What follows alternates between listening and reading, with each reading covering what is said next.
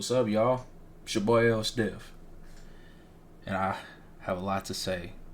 Well, not a lot really, just a few things. First things first. Again, hey, I know it's been a minute since I've done a reaction video, so yeah. There's really nothing been going on really. I just been doing like all the other video you guys been seeing, mainly like gameplay of different stuff. That's the second thing I wanted to say is I know some of you haven't forgotten, but for like the newcomers or some people who have forgotten, because we forget sometimes, this is a reaction and gaming channel, right? So I know you guys like it a lot when I do these reactions, which I'm extremely grateful for, but I will also do gameplay of different stuff. It could be me raging, it could be montages, whatever the case, but I do games. So I try to go back and forth as much as possible. I do have a lot of stuff to react to. I really do. And I'm gonna get to it. I don't forget it. Trust me, I don't. It's on my brain every single day of the stuff I gotta react to. But it's just, when stuff pops up, like different games and stuff, sometimes it might take over or might not. It just depends. So just wanted to clear that up in case, for any of you guys who are just wondering like, man, where's Stiff been? He haven't did a reaction video in like a hot minute. I know. But I've updated you so you know what's moving. But with that being said, for today's reaction video, we're reacting to some more Death Battle. And we are reacting to Dante versus Clive, Devil May Cry versus Final Fantasy. So, obviously, I know Dante. Who doesn't know Dante, right?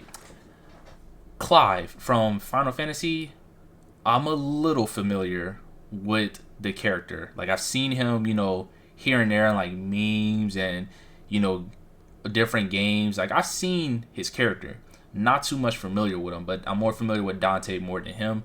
So I don't really have an expectation of who I think is gonna win. I think I'll have a more expectation of who I think is gonna win after I see what skills and powers they're bringing to the fight. So enough talking, let's go ahead and get into this reaction and let's see who finna come out on top.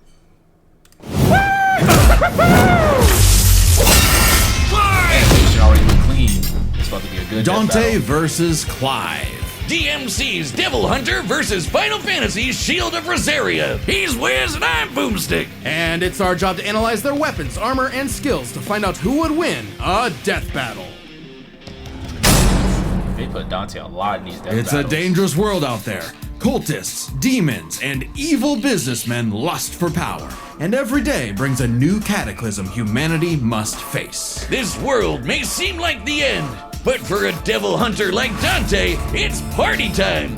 Who'd expect anything less from the son of the legendary demon Sparta? A dark knight who, thousands of years ago, woke up to justice and sealed away the demon lord, Mundus. But then Sparta mysteriously died, and his wife got iced by some demons, leaving Dante and his brother Virgil separated. Despite a long-gone family, Dante kept a chipper attitude and set up a business dedicated to one thing: killing demons! And with the blood of Sparta running through him, he's the best in the business. By harnessing his own demonic energy, Dante bolsters his speed, power, and durability, letting him block kaiju-sized punches, move faster than a meteor, and regenerate like an unstoppable force of nature. As long as he has the energy, he can heal from getting shot, stabbed, sliced through. Basically anything. Even without his regeneration, he's survived heat that would reduce the layman to ash. But no hunter is complete without an arsenal, and Dante's got one hell of a sword left by his dad, Rebellion. Plus ebony and ivory,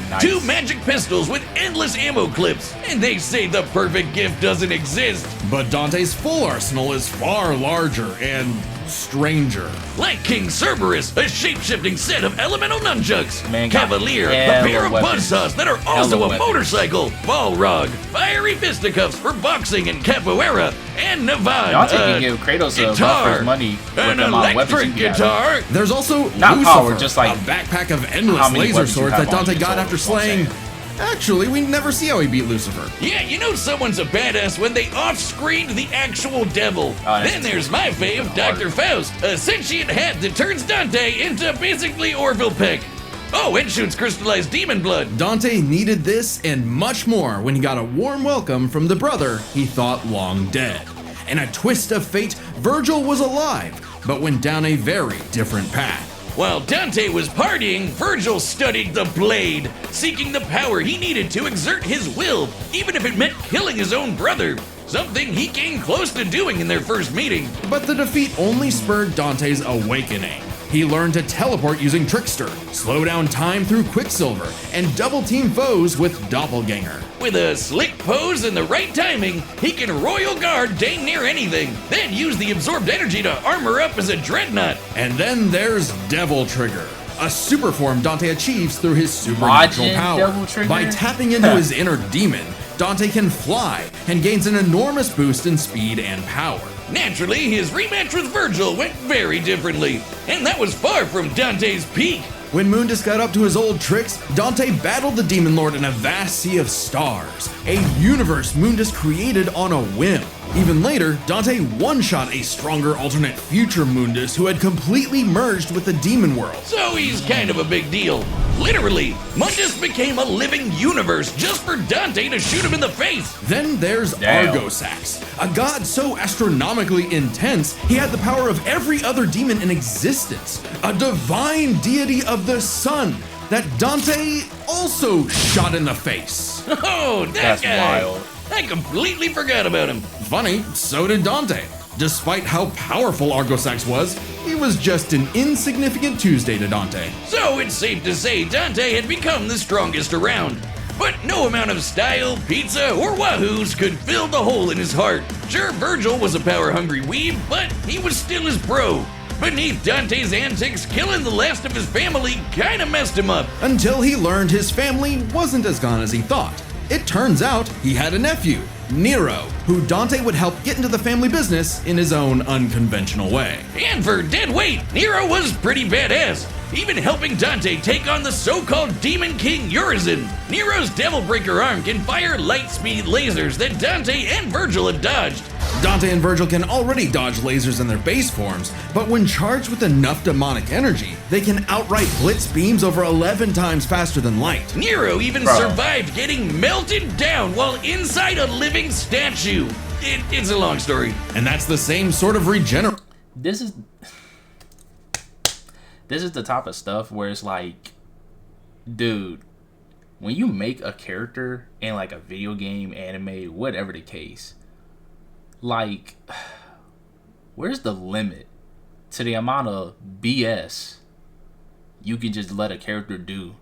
Because it's just like, when I think about stuff like this is why a lot of people bring up these topics about like, can he beat Goku though? Can this person fight him? Can he beat? It's like, dude, the amount of like stuff they can do is just, it's like, bro, when does it start to be like outrageous? You know what I'm saying? Like, it don't make sense, dude. Slow down time. He's one-shotting deity god level beings. Guy can teleport as normal, and now dude faster than laser beam. I don't even know, man. It's getting out of pocket at this point. That Dante has, meaning he can survive being turned into a puddle. So Dante was ready when Virgil somehow returned again and made an apocalyptic demon tree for what else? More power! With the entire world now on the line, Dante had to get serious and fully embrace his human and demon sides alike by stabbing himself. Holy shit, Dante has been impaled so much, he decided to make it how he powers up. So he got his greatest weapon, Devil Sword Dante, and became Sin Devil Trigger. This is Dante's demon energy at its peak. He can fire lasers with Loose, obliterate with the fires of Judgment, and surpass even the legendary Sparta. But although Dante was totally a match for Virgil, neither of them would budge on their ideals. Both were destined to duel until one was dead forever. But thanks to Nero and two well-placed bitch slaps, they got some sense knocked into him. Dante realized that if he couldn't make Virgil abandon his ways, he might as well keep an eye on him. In one fell swoop, the two severed the world-spanning demon tree and prepared for a permanent departure to the underworld. You can choose your friends, but not your family. But if that's what it takes to keep Virgil safe, or rather to keep the world safe from Virgil, Dante will deal with it. And all things considered, he's happy slugging it out with his bro. Maybe happier than he's ever been. Proof that as long as you have the human drive, even hell can become a paradise sweet enough that a devil may cry. Sit down as we tell the tale of the kingdom of Rosaria and its prince, Clive Rossfield, a man destined to be a dominant, the host to a mighty guardian icon. Anybody who's a dom can draw on magic life juice called ether, becoming a big scary monster. And commanding the element they embody to create storms, slay armies, and split the sea. Dominants are forces of nature, and Clive would be the dominant of the Phoenix. Well, he was supposed to, but Big Bird said no thanks and instead picked his sick little brother Joshua. Parents don't play favorites, but I guess ancient monsters can. Despite the rejection The guy and from a Tekken? deep loathing from his mother Annabella, Clive and Joshua were only kind to one another. Clive saw the bird in his brother bore and Yo, y'all accepted let me his know in the blessing of the comments. Phoenix Who in does he hopes like of from becoming Tekken? Joshua's shield. Meaning he learned a bunch of magic. He can shoot fire, teleport with Phoenix Shift, and took down this beast before he was even out of puberty. Even without magic, Clive's a capable swordsman, able to boost his speed and perception with precision dodge. But it wasn't enough when Annabella betrayed Rosaria for the Empire of Sanbreque. In one night, Clive's knights, people, and his own father were slaughtered before him. Quick, someone use a Phoenix down! Those aren't in this game. Well, that's unfortunate. But the Phoenix icon sure is, because the trauma of everything made poor Joshua lose control. Clive wanted nothing more than to help his brother, and perhaps this desire awakened the icon that was in him all along. The fiery beast, Ifrit. Boy, is Ifrit a wild one. Just standing nearby will incinerate the average Joe. It can make fire barriers, regenerate lost limbs, decimate foes with a flaming spirit bomb, and shatter a Flaming walking spirit bomb. mountain. The downside being Clive couldn't You know what's funny? I'm not gonna lie to y'all. In almost every iteration, in every video, like, bruh, I kid y'all not, can't make this up. In that new game, Dispatch, I'm gonna say this right now. This is a fair disclaimer and fair warning. You will be spoiled. So, you will be spoiled. If you don't want to hear this, then just mute the video until I start it again. But in Dispatch, I don't know if you know what that guy, if you guys know what that game is, but it's a new game came out. It's really popular right now. I didn't play it, but I've watched the thing from start to finish, and I'm not gonna lie, that was a W game. W. There's an option in there where it says Super Spirit Bomb, and I'm like, bro,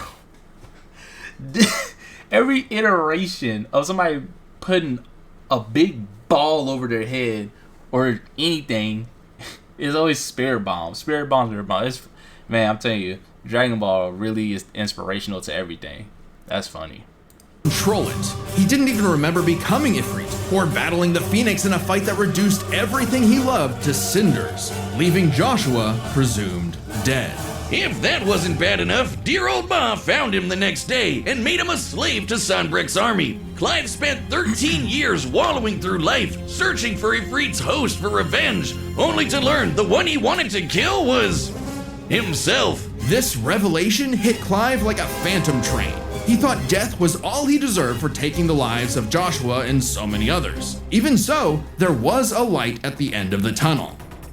No, not like that. Thanks to his friend Jill, the outlaw Sid, his doggo Torgal, and a very therapeutic battle with his self-hatred, Clive learned to carry the torch for his brother, fighting the real problems plaguing his world: crystals and racism. In the world of And Valencia, racism. prejudice is alive and well for bearers. Basically, anyone who can use magic without special crystals. So what better way to dismantle the system than to help fellow bearers and destroy the mother crystals ruining the planet, all while picking up some nifty abilities. Through a mysterious power that lets him absorb icons, Clive took Garuda, an avian with sharp slashes and sharper talons. From Sid, he received Ramuth, so he could summon lightning. From his Bay Jill, he got Shiva to freeze lava and even time itself. With Titan, he can block and absorb blows with earth-shattering fists. From this Dragon Prince, he got Bahamut and some deadly lasers. And through Odin, he can slow the flow of time and slice apart the fabric of space. What? Looks familiar. With these powers, Clive stepped up to lead the bearers, and even reunited with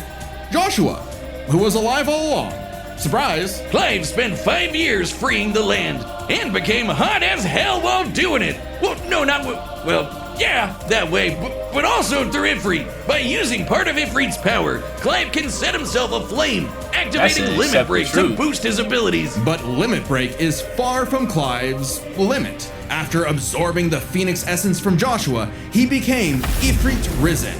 Now fully in control of the monster that had tormented him, he embraced his role as a shield for his brother and friends. Just in time to battle in space, block a planet-wiping blast, and overpower this dragon at the speed of light. That's no exaggeration. Ifrit Risen is literally stated to move at light speed. Not surprising when Clive has intercepted lasers over 3 times faster than that, and overpowered Omega, a god-slaying weapon that can destroy, and I quote, all of creation. But what made Clive strong enough to do all this? You know, besides the majestic man cleavage. Turns out, Clive's birth was orchestrated. He was intended to become the vessel of Ultima, an ancient, all-powerful being that created humanity, but abandoned them after they developed free will. Meaning everything that happened was the fault of one person, God, the bastard! But Clive wouldn't be a puppet. If God was in the way of humanity's freedom, then God was gonna die! Easier said than done. No shit! Ultima was stronger than anyone Clive had faced, able to warp all of reality to create a universe. But Clive had a secret not even Ultima foresaw.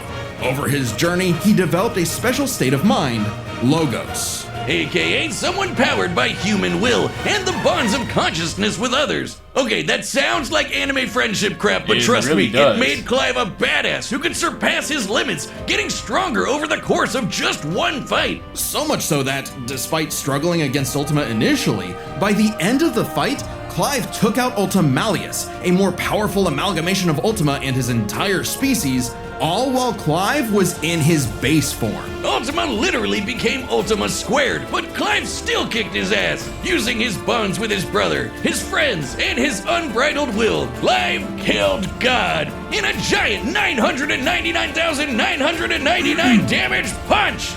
Okay, so it really was the power of friendship after all.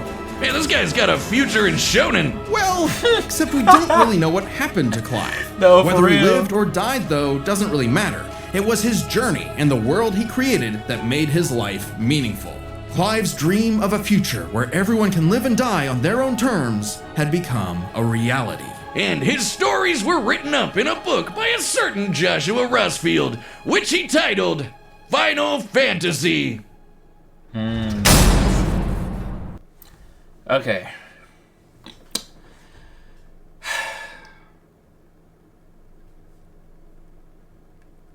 I don't really know who's gonna win. I don't know.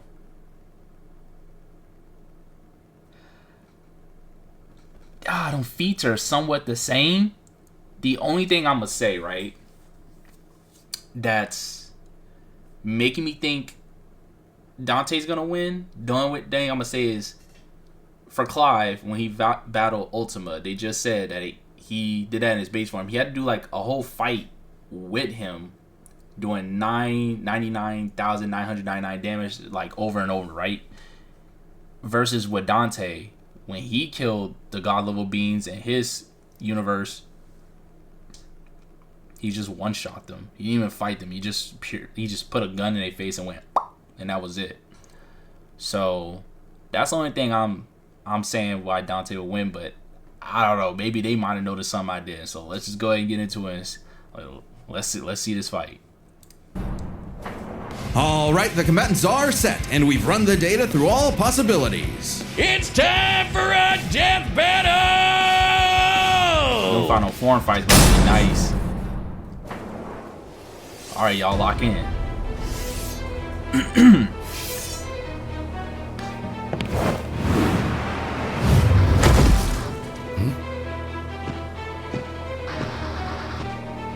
Hey, I heard your fiery friend is causing trouble, and I'm in the business of dealing with trouble.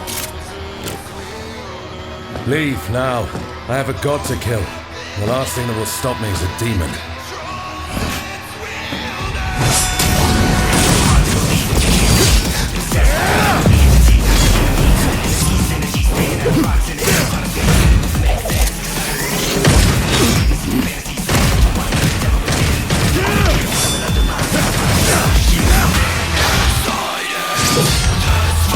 That was a key shot.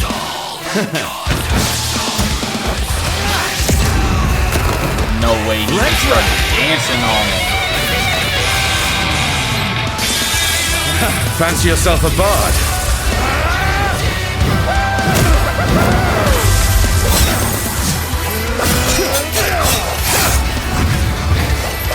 Man got nunchucks and what is it?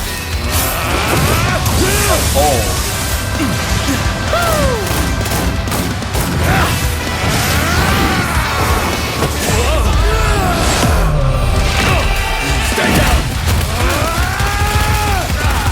On that Asura type beat.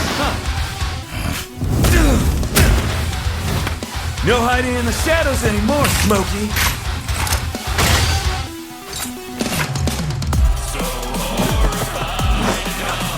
Time to see the light. Oh, it's a laser? I thought that was gonna be like a rocket. Oh, that's fire.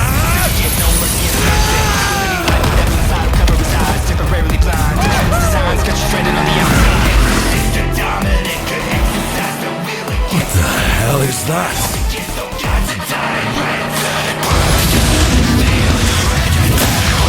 Yeah. Trying to be like Ghost Rider.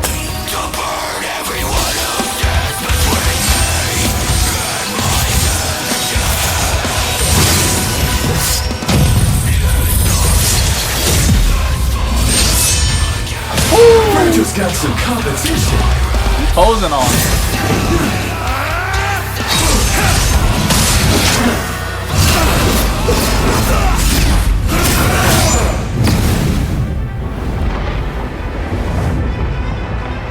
Still holding out on me? Let's see what your monster can really do. So the devil cries for more. Let's give him everything we've got. Joshua! There we go.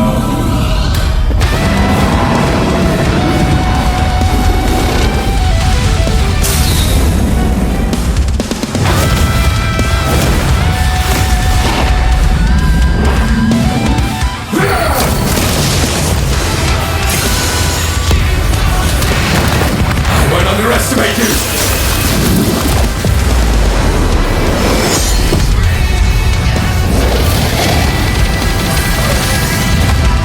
No, they just put they put a square and circle button off the PlayStation controller.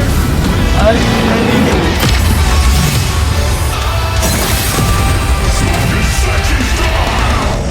A triple S is crazy.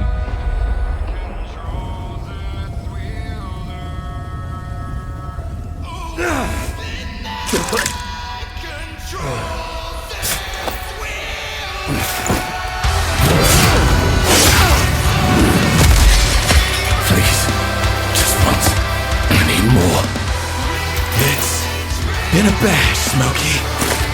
Clive, I need entry!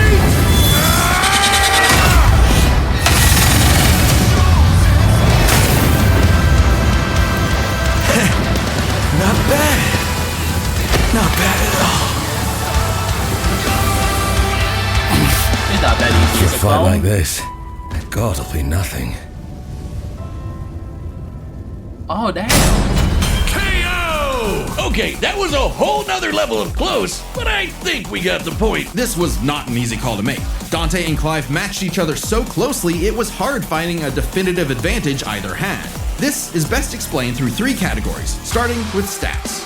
both Dante and Clive could easily beat up universe-busting threats. Mundus and Ultimalius could create universes at a whim, and Dante and Clive defeated them sans their own super forms. Dante and Clive could both consistently intercept lasers at faster-than-light speeds. And Dante could always amp up with demon juice to briefly outspeed Clive anyway. But Clive could match that by boosting his own speed and reflexes through precision dodge. Both were so beyond the pale that neither could definitively overpower the other. Still, given their crazy powers, you'd think one of their abilities would break the deadlock. Not so much. Dante and Clive could generally match each other blow for blow, be it to teleport, slow down time, flash freeze the other, block and absorb hits, etc. And Dante could survive the intense flames of Ifrit. He's dealt with heat like that before. Though Clive did not have a perfect match against Doppelganger, he did have more methods of manipulating time, both more reliable and abusable, in addition to defensive measures like Ifrit's barrier to fall back on to outlast powers like Doppelganger. But their super forms evened out. Any edge Clive could get from, say, Limit Break or Ifrit Risen, Dante could match with Devil Trigger or Sin Devil Trigger. In the end, both have answers to most of each other's powers, making it still anyone's win. Which is why it came down to one major factor: endurance. Just how long could these two keep at it? While Dante's super forms could undoubtedly keep up with Clive's, there is an emphasis in story and gameplay that they expend a lot of demonic energy. The longest Dante has battled in Devil Trigger against someone his equal is about 6 minutes, and abilities like Doppelganger, Quicksilver, and Sin Devil Trigger burn through it even faster. Clive's time in Ifrit Risen isn't limitless either, but it can last longer, fighting for tens of minutes if necessary. But given how close this match is, it's vital. If Ifrit Risen catches Dante outside of Devil Trigger, it's over. I know what you're thinking. Dante's crazy tough. His healing factor's way better than Clive's. Clive can regen lost limbs, sure, but Dante can heal from getting reduced to a puddle. Couldn't he just tank Ifrit's attacks? Well, yes, but also no. This is where context is everything. While no doubt impressive, Dante's healing has been overcome in the past because it is tied to how much energy he has. Less demonic energy means a less potent healing factor. Like when he got knocked out for a month straight by Urizen, only surviving thanks to a constant source of demon blood. Hell, overtaxing demon regen is how Dante killed Virgil in the first place. Even if we assume Dante could get a second wind, it's always possible Clive could get one too, becoming even stronger from pure willpower, just like when he fought Ultimalius. So, for as tough and persistent as Dante was, Clive was able to endure just that much more to get the final edge. The devil was in the details, That was a but Clive's victory is no fantasy. That was The awesome winner animation. is Clive Rossfield. Next time on Who's Death next? Battle. What we got now? The final. Wait, that's DC? Oh! Subscribe and join as a member to see more Death Battle. Thanks for watching. Okay, y'all. I'm gonna just say three things and three things only. Real quick. First, that was the best animation I've seen. 3D animation I've ever seen. I'm not gonna lie. If Death Battle keep putting on animation like this, I ain't gonna lie to y'all. These Death Battles, man, that was clean, bruh. That was too clean. I can't even say any more about that. Second, man, Ash versus Yu-Gi-Oh! I'ma be there for that. That is going to, that's gonna be nice. That's gonna be nice. I can't wait to see that. I really don't even know who win. I really feel like it'd be Yugi. I feel like he gonna win, but I don't know. I don't know what Ash can have behind him, but that's gonna be nice to see. And lastly, I really enjoy watching this a lot. You know what I'm saying? Like I said before at the beginning of this video, I do have a lot more reactions for you guys that I gotta do, and I'm working on them. So, you know, I'm going back and forth. Reaction, gaming videos, reaction, game videos. So, you know, if you guys like watching the reaction videos more, you know what I'm saying? Don't be afraid to comment on them. Let me know how you feel about them. And if you have any suggestions, suggest if there's like a really good video that you think it'll be good for me to react to. If you guys like the gaming, you know what I'm saying? Just comment on that. You know what I'm saying? Talk to me, guys. You know what I'm saying? Comment down below. like the video. Most definitely, it really helps a lot, so I can see what you guys, as my audience, like a lot. I pay attention to that very closely, and so far going forward, I can definitely see y'all like the reactions more. But I still do the gaming because there's just a very few people who do like it. So, and again, this is a gaming reaction channel, so you gotta do everything. And I enjoy doing the gaming videos. It's really fun when editing them. It really is. But with all that being said, that's the end of the reaction. Like I just said already, you know what I'm saying? Go ahead, hit that like button, share it, comment, talk to me, and most importantly, subscribe for more. But with that being said, I'm out, and I'm gonna catch y'all in the next one. Take it easy.